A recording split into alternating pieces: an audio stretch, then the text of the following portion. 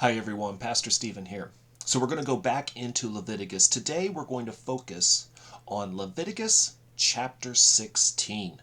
Now Leviticus chapter 16 is our most extended passage that we have covering the instructions for the Day of Atonement. They haven't done one yet. This is going to be the first time. We do have some a little bit mentioned in Exodus. We have a little bit more mentioned in Leviticus chapter 23. But this is going to be our most expanded take on the event that's called the Day of Atonement, one of the 7 feasts of Israel. Really one of the most important, really the most important feast of Israel.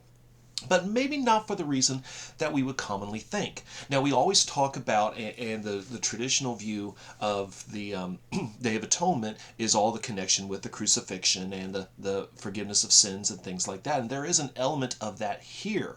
But again, like we said before, if we are going to understand the original context of Leviticus and how the original audience would understand it, we cannot stand at the cross and look backwards. We've got to stand at the Old Testament. We have to stand on the Leviticus package and then look towards the New Testament. We can get the New Testament connections. There are plenty of New Testament connections.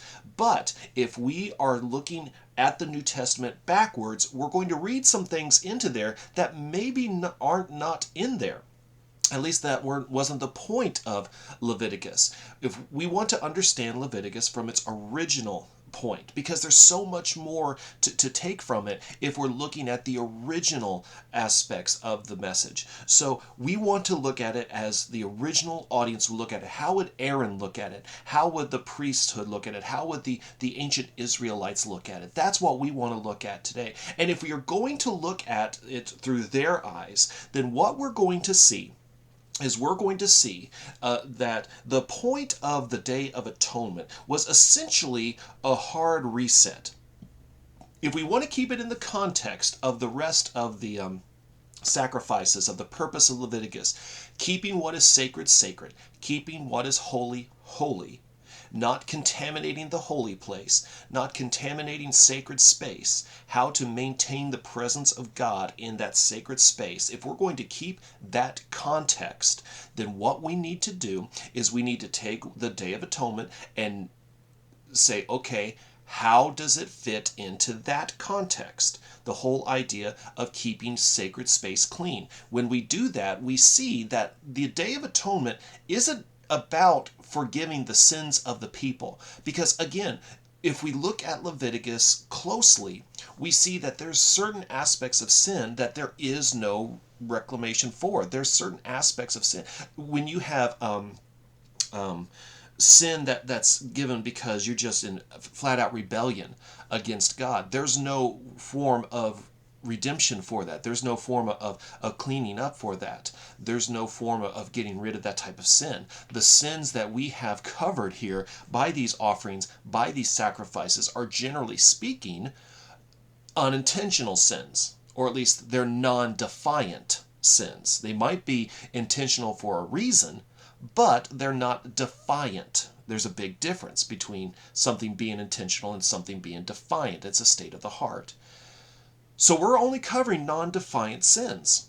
So if we're only covering non-defiant sins, then how does the Day of Atonement fit into this? Well, one of the things that makes the Day of Atonement unique is the fact that it covers all aspects of the tabernacle. This is the only sacrifice. This is the only feast. This is the only event in all of the Israel calendar that covers all of the tabernacle. Here's what we mean. Now, of course, most of the offerings, most of the sacrifices are going to take place in the outer courtyard, when the burnt altar and things like that. But this time, we are actually going to go inside the tent of meeting.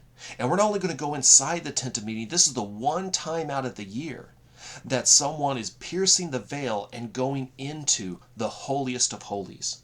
When we look at Leviticus 16, starting in verse 1, we read this: "The Lord spoke to Moses after the death of the 2 sons of Aaron, when they drew near before the Lord and died.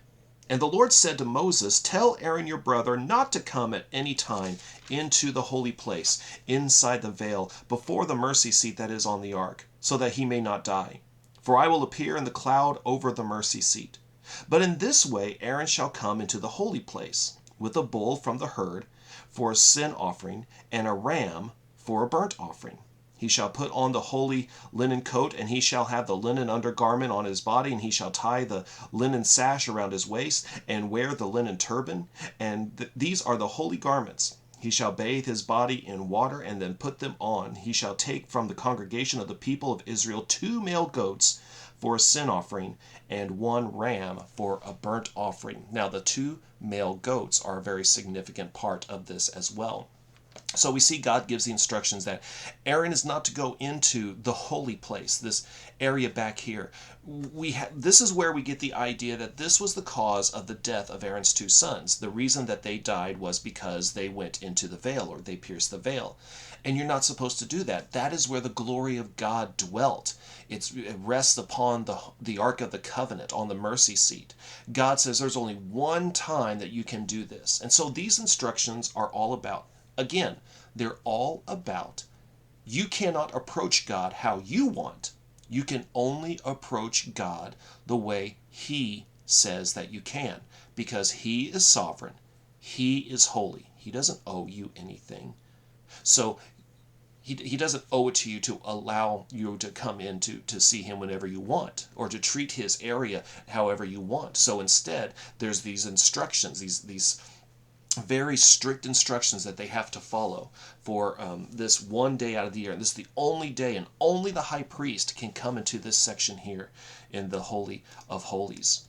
So what is the process that's given? Let's summarize the steps for the Day of Atonement. We see first off that there is preparation beforehand. Anytime you want to experience God's presence, anytime that you want to experience the glory of God, you must first prepare yourself. That's a big lesson for us even today. If we want to make the most out of being in the presence of God, then we must prepare beforehand. Now, the preparation for Aaron was this. He is to gather a bull for a burnt offering for himself and his family. Then he's to get a ram, and he's to get 2 male goats. Now, the high priest, which right now it's going to be Aaron, but even after Aaron dies, whoever takes over as the high priest is going to bathe, and then he's going to clothe himself into pure linens. Now, this is an interesting detail, because this isn't the standard outfit of the high priest. What Aaron is to do is to put on a white linen turban, as we see up here, the tunic or the robe, and then the sash, and all of it is made of plain white linen. It's very plain when you compare it to what was the standard high priest garb, which was very colorful and very ornate and very regal. This is very stripped down, and this is very contrite. This is very humble. It's almost a lot like what James writes about in his epistle all the way in the New Testament. I mean, we're going here and we're trying to reset the things and make sure that things are right with God. And he says to draw near to God. This is in James chapter 4. And he says, draw near to God, and He will draw near to you. Cleanse your hands, you sinners, and purify your hearts, you double-minded. Be wretched and mourn and weep. Let your laughter be turned to mourning, and your joy to gloom. Humble yourselves before the Lord, and He will exalt you. So this is being illustrated in what the high priest is doing here, stripping away all the ornamentation, stripping away all of the festive aspects of being the high priest, and approaching God in a very plain, a very humble way. So he comes into, he is to bathe himself completely. He is to put on the pure white linens. Let me just bring myself over here so that we can see the notes. 1 second. Okay, there we go. He brings 2 male goats to the tent of meeting, and he casts lots to choose one. Now, what do we mean by he casts lots to choose? You're going to choose which goat to sacrifice and which goat to keep alive. They would cast lot, and in other words, it would be God choosing which goat was to be sacrificed and which goat was to be left alive for another purpose. So they offer the bull to purify Aaron as part of his purification process to make sure that the priests are good, that they can go through the ceremony. Then from that fire, from the burnt altar, he's to take the coals and he adds incense. Once he's inside the first room, once he's inside the holy place, he adds the incense to the coals on the tray, and it starts to produce this smoke, and he puts it inside, and he fills the inner room with the smoke of this incense, so that it acts as a shield for the mercy seat between, so he doesn't accidentally see the theophany of God. Because one of the things that we need to realize when we're reading in Leviticus is that God says that he is in the cloud. He appears in the cloud. Go back to verse 2. For I will appear in the cloud over the mercies. The cloud itself isn't the manifestation of God. That's very important. That might be a minor detail that we miss, but that's the cloud himself is not the manifestation of God. God says, I may appear in the cloud.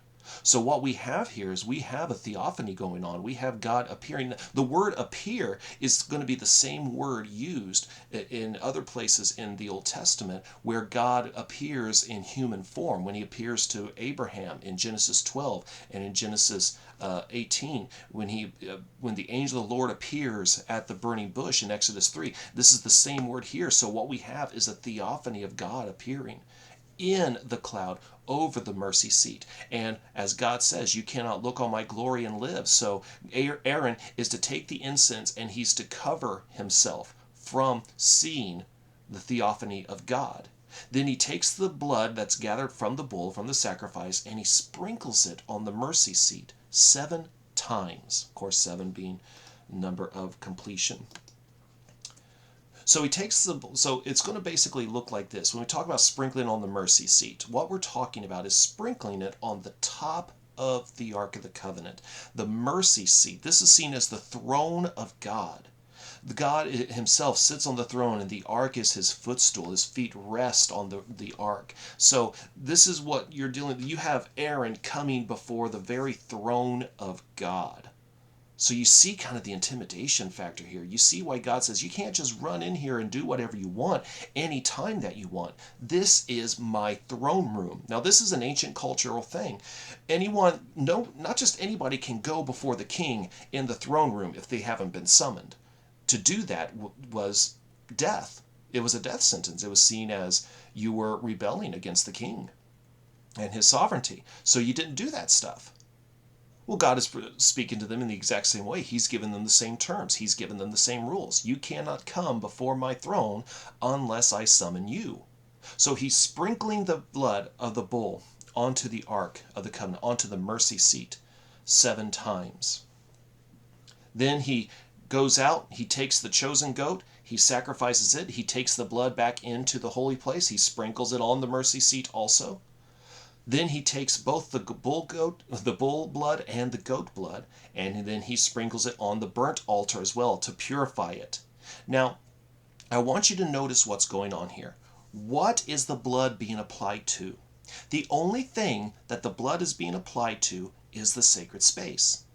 The only thing that the blood is covering is the mercy seat and the burnt altar. That's the only thing that's receiving the blood. So when I said before about putting yourself into the mindset of ancient Israel to understand the original context, what we mean was this. Day of Atonement is all about resetting everything.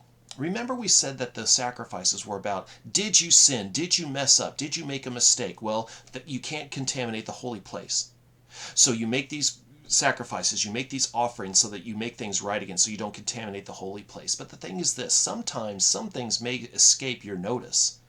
And so in order to cover everything, whether they knew they did it or they didn't do it, that was the purpose of the Day of Atonement. This is why we can't just look at the cross backwards and say, well, the cross is all about, or the Day of Atonement is all about foreshadowing the cross. Kind of. There's definitely connections that can be made. But it's not a perfect match. It's not as perfect of a fit as a lot of teachers or a lot of evangelical preachers and things like that would want you to believe. Because we're not covering all aspects of sin. We're just covering things that you might have done to mess up, not to purify the person, but to keep the sacred space pure. If this was about purifying the people, then the blood would be applied to the people, but the people receive no blood. They are not covered in the blood. This is one of the reasons, this is one of the disconnects between what happens on the cross and the Day of Atonement, because what happens on the cross is about covering us with the blood of the Lamb, except on the Day of Atonement, the people were not touched by the blood. The blood did not cover the people. The people really don't enter into it except for what happens next. The high priest would then go to the live goat, the goat that was still alive. He would lay his hand on the live goat and he would confess Israel's iniquities onto it. He would confess that they've made mistakes. He would make sure he would cover almost every aspect that he possibly could. And then they would send the goat out into the wilderness. The goat doesn't die. So nothing dies for the sins of the people. Another disconnect between the cross and the Day of Atonement. And trust me, I was one of those that always talked about, oh, here's how the cross and the Day of Atonement, it's all a perfect match and things like that. There is foreshadowing there. There are obvious connections to be made, but it's not a perfect connection. There's definitely many differences between the two. That's what we need to realize here. It's not just about God saying, here's what's going to happen on the cross. Because the ancient Israelites going to look at this and he's not being forgiven of things. We're purifying the sacred space. We're keeping it clean. We're covering all aspects of everything we've done this past year, just in case. We don't want the glory of God to run away. We don't want the glory to go away. We don't want the sacred space to become common. So we're going to do this day to cleanse all aspects of impurities away from the sacred space, from the tabernacle. And one of the ways they do that is to pray the iniquities, the mistakes of the people onto this goat, and then they send him out into the wilderness. We'll talk a little bit more about that in a second. The high priest then bathes. He changes into his regular robes. Then he offers the ram as a burnt offering. And then the remains of the sacrifices, the remains of the bull, the remains of the goat, the blood, and everything that's still left from the corpses, they're taken outside of the camp and then they're burned. And the one that was responsible for releasing the goat, he bathes himself to purify himself, changes his clothes. The ones that got rid of the bull and the goat remains, they bathe and they purify themselves and they change clothes again. And then the ceremony is over. The sacred space is covered, is cleaned, is purified again for another year. But the people are still in the same situation. Now let's talk a little bit about the Azazel goat. This is the goat that lives. This is the goat that is sent out into the wilderness.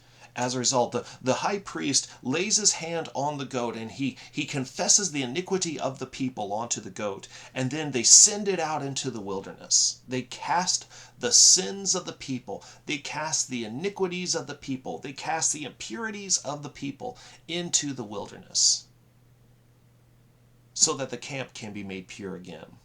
So what is the deal? Why do we call this the Azazel goat? Well, the ancient belief is that Azazel was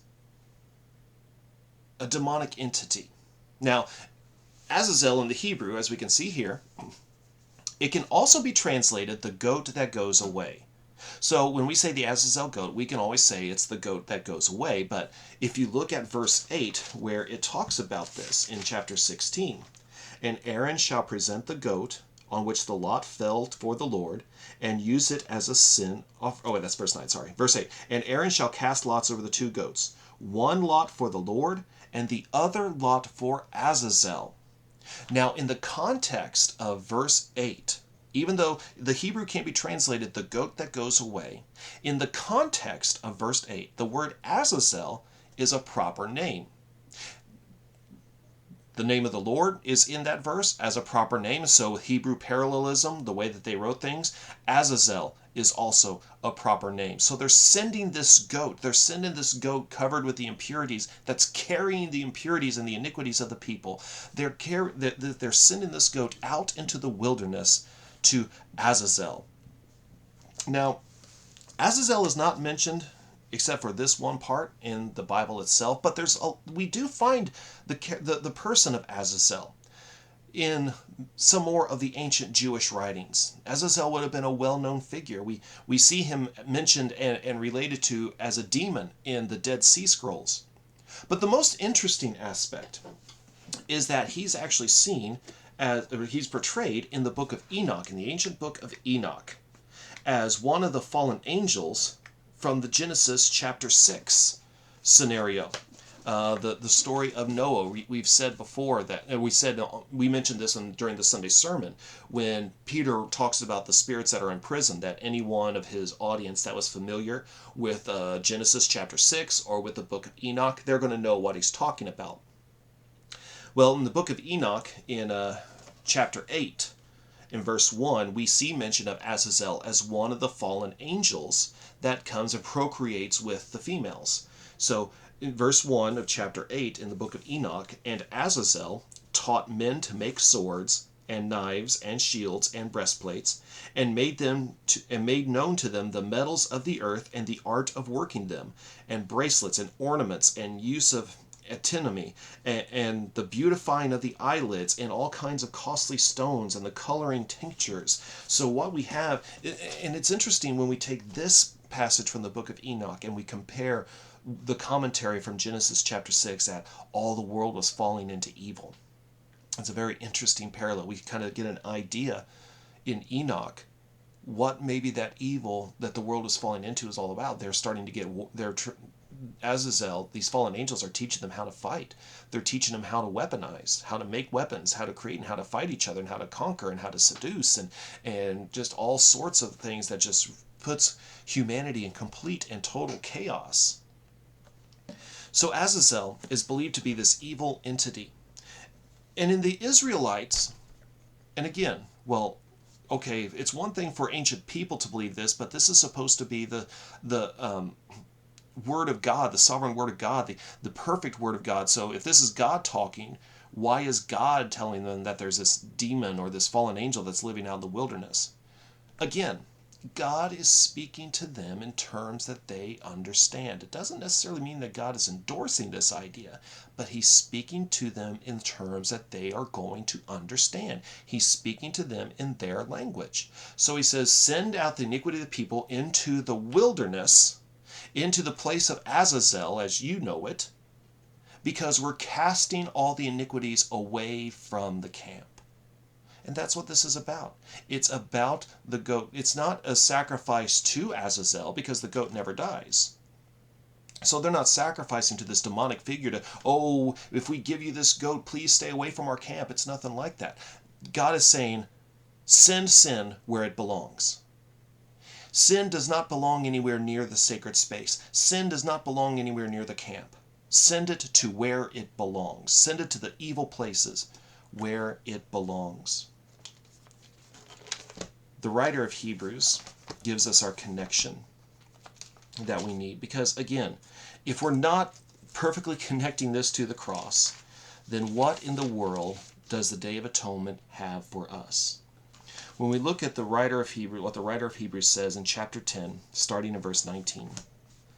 It says, therefore, brothers, since we have confidence to enter the holy places by the blood of Jesus, by the new and living way that he opened for us through the curtain, that is, through his flesh.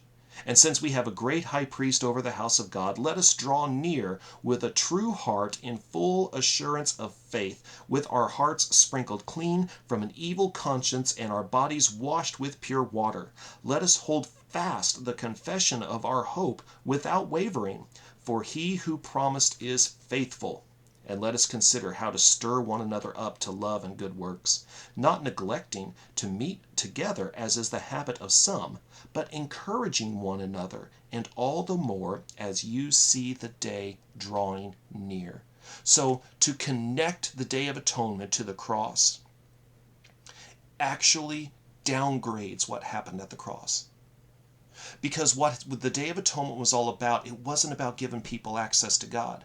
It was about maintaining the glory. It was about purifying the sacred space. But the people themselves received no relief. The people themselves received no hope necessarily from the Day of Atonement. But when Jesus died on the cross and his blood covered us, it didn't cover the sacred space, it covered us. We can go to God whenever we want. We have free, open access to the throne room. What an incredible, what a bold, what an almost cocky thing to say. Almost scandalous to think. I mean, the ancient Hebrew would look at you, if you were to read a verse like this, they would look at you and say, no, no, no, no, no, no, no, no, no. Do you want to die? But God says, no. Now is the time you come to me. Anytime you need me, anytime you want me, you are the one that is covered. You are the one that is made clean, not the sacred space. You are the one that the iniquities have been washed away. You are the one that has been covered by the blood of the offering, not just the offering of a high priest, but the offering of God himself, so that you can come to him. Enter his throne room anytime, day or night, Sunday, Monday, Tuesday, all the way through Saturday, anytime, any place. We can come to the throne room of God. So understand that the Day of Atonement is not a perfect connection to the cross. There are a lot of connections that we can make, and there are a lot of similarities. But to say that this was the cross totally downgrades it. It makes what happens at the cross, if we truly understand what's going on with the Day of Atonement, it makes what happened at the cross exponentially more powerful, exponentially greater. Because what happened at the Day of Atonement did not give them access to the King. But what happened at the cross gives us access to ours. Now, next time we're going to talk about a little bit more about the blood and focus on why the blood was so important with one of the most amazing passages in the Old Testament from Leviticus chapter 17. We'll see you then.